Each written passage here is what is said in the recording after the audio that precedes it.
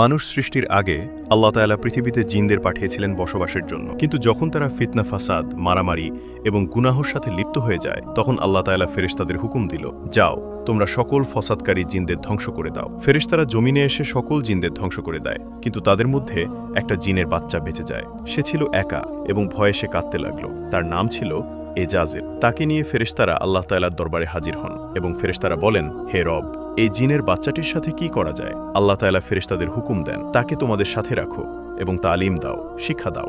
ফেরেশতারা তাকে তালিম দেয়। আস্তে আস্তে সে ফেরেশতাদের থেকেও বেশি জ্ঞানী হয়ে ওঠে।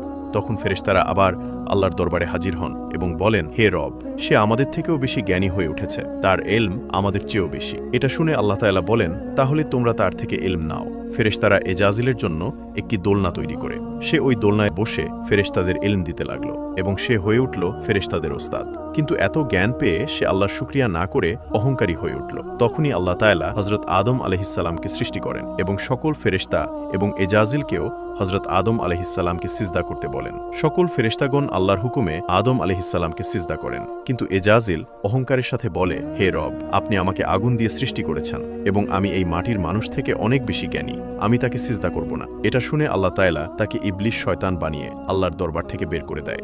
মনে রাখবেন, অহংকারী ব্যক্তিকে আল্লাহ তাআলা পছন্দ করে না।